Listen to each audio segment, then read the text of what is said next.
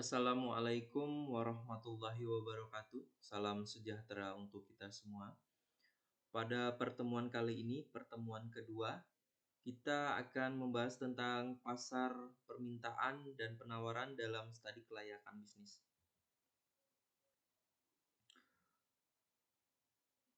Yang pertama, kita harus tahu apa itu pengertian dari pasar.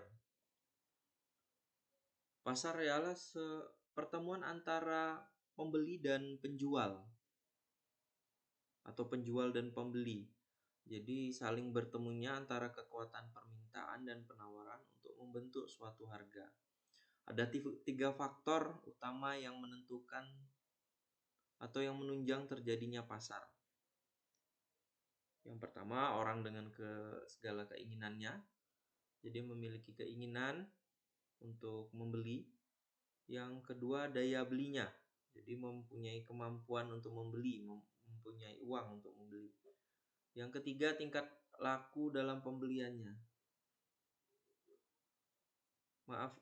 Yang ketiga, tingkah laku dalam pembeliannya. Kemudian yang kedua, pengertian dan permintaan dan penawaran. Permintaan adalah sebagai jumlah barang yang dibutuhkan konsumen yang mempunyai kemampuan untuk membeli pada berbagai tingkat harga. Sedangkan penawaran adalah sebagai kuantitas barang yang ditawarkan di pasar pada berbagai tingkat harga. Dalam prosesnya, tingkat penawaran dapat dipengaruhi oleh beberapa faktor, antara lain harga barang-barang lain, biaya faktor produksi, tujuan perusahaan, tingkat teknologi yang digunakan. Jadi teknologi atau mesin-mesin yang digunakan akan mempengaruhi tingkat penawaran.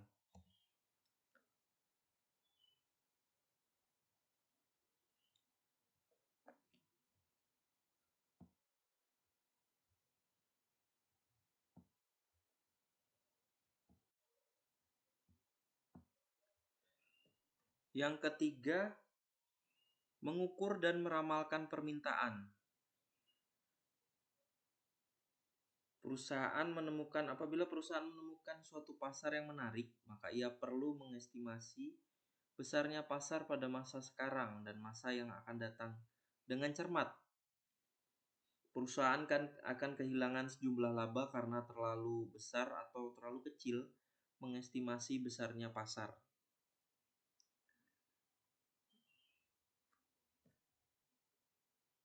Mengukur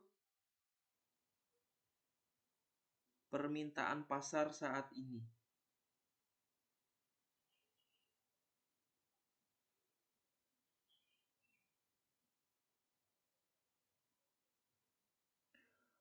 Yaitu yang dimaksud adalah manajemen perlu mengestimasi 3 aspek dari permintaan pasar sekarang.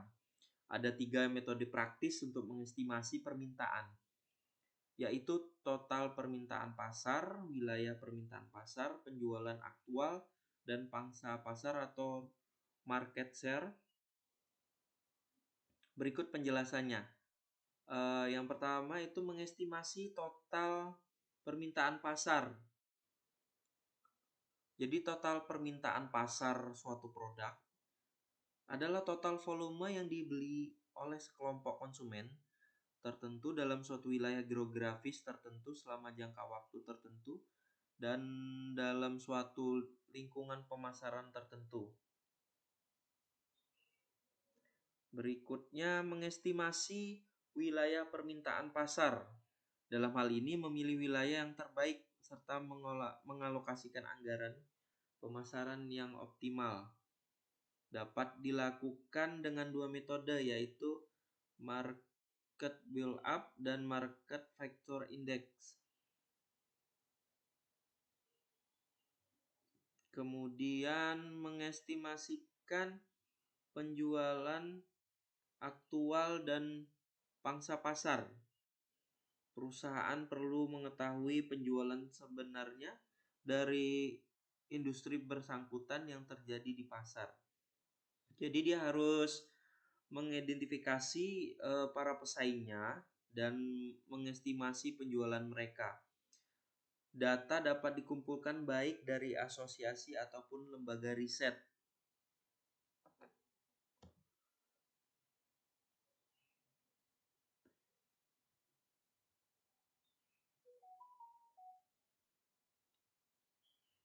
Yang berikutnya meramal permintaan mendatang. Jadi setelah membahas cara-cara mengestimasi permintaan sekarang, selanjutnya manajemen perlu menelaah permintaan mendatang.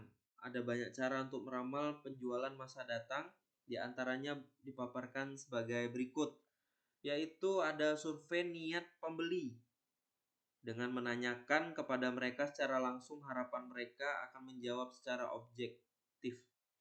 Contohnya dapat dipakai untuk menjelaskan bagaimana suatu survei niat pembeli dilakukan. Dari survei dapat diketahui konsumen yang berniat mengkonsumsi suatu produk juga sekaligus dapat diketahui konsumen yang akan meninggalkan produk untuk beralih ke produk lain.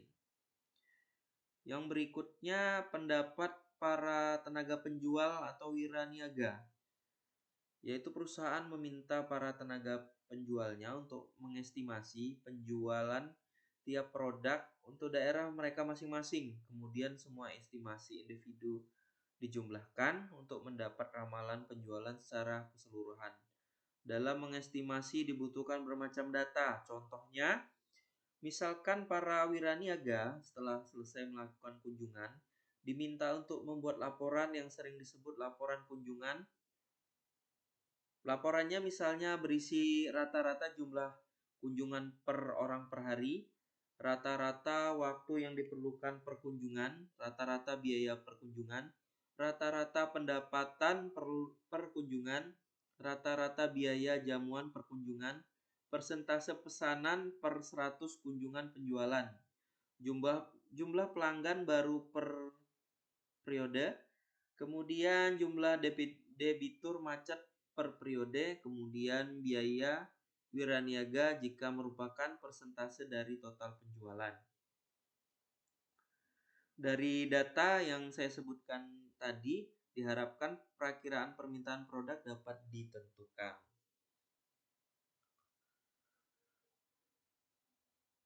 Kemudian ini kita teruskan lagi pendapat para ahli, yaitu pendapat yang dihasilkan berdasarkan data dan analisis yang lengkap dan ilmiah baik dari para akademisi maupun dari para praktisi.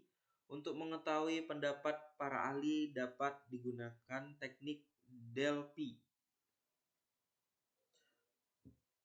Contohnya, menganalisis lingkungan industri perbankan sudah tentu memerlukan data, variabel apa saja yang dibutuhkan serta bobot dari tiap komponen perlu ditentukan terlebih dahulu.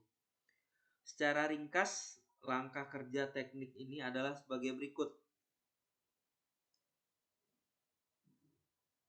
Menyerahkan kuesioner yang sudah disiapkan kepada para ahli dalam bidangnya masing-masing.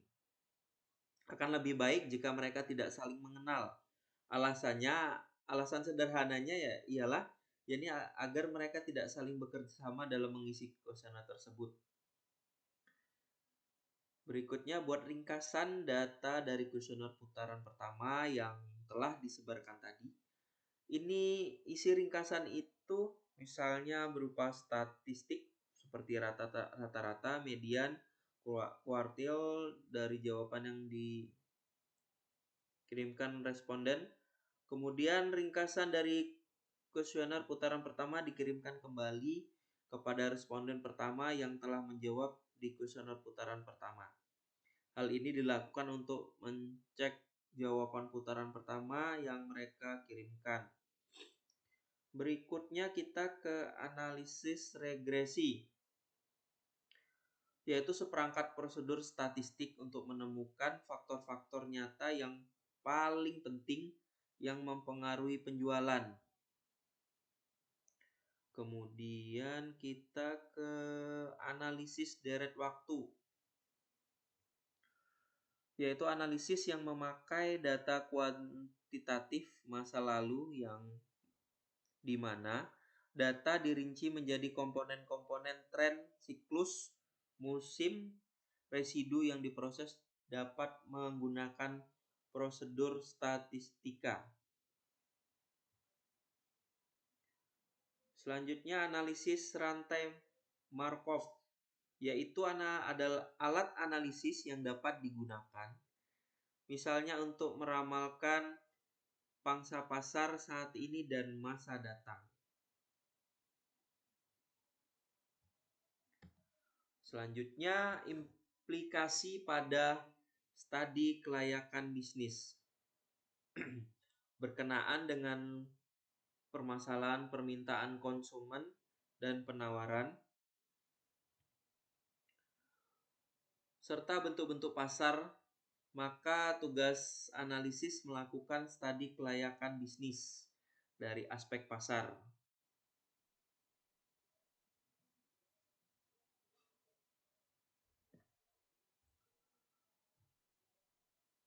Hendaknya ada beberapa komponen di bawah ini, mampu menentukan produk atau jasa yang akan dijadikan benchmark bagi rancangan produk atau jasa yang akan dijual. Jika belum ada produk yang beredar di pasar, maka rancangan produk atau jasa dari studi ini akan menjadi pelopor di pasar. Yang B, mampu menentukan jenis pasar yang akan dipilih, baik dari sisi produsen maupun dari sisi konsumen. Dengan penentuan ini, maka manajemen selanjutnya akan mempersiapkan strategi dan kebijakannya. Yang berikutnya, mampu melakukan analisis untuk dapat menentukan pergerakan permintaan konsumen akan produk yang akan dijual serta pergerakan kemampuan para produsen dalam menawarkannya dalam pasar, baik untuk masa sekarang maupun untuk masa kedepannya. Selain PLC, analisis hendaknya mampu memberikan informasi tentang pangsa pasar atau market share produk-produk sejenis yang dianggap sebagai pesaing untuk saat ini maupun perakiraan ke depan. Baik, untuk pertemuan kali ini sampai di sini dulu. Salah hilafnya mohon maaf, saya akhiri. Wassalamualaikum warahmatullahi wabarakatuh.